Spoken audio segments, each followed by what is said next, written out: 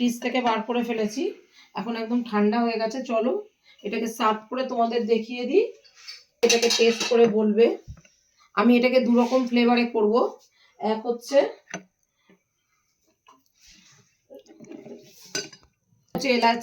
এলাচি ফ্লেভার দেবো, এলাচ গুঁড়ো করে রেখেছি আমি, গ্লাসে মিশিয়ে দেবো। আর একটা হচ্ছে রোজ সিরাপ দিয়ে বানাবো, যেহেতু এটা শরবত তাই এটা গ্লাসে করে খেতে হবে।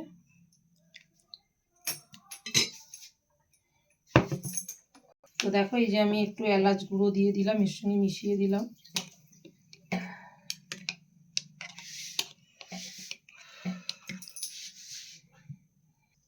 তো দেখো বন্ধুরা, আর একটা আমি করবো রোজ সিরাপ দিয়ে।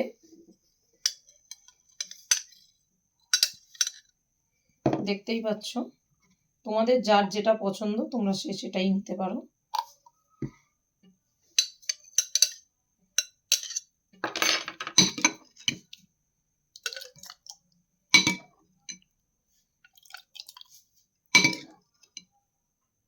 কি বানিয়েছো এটা?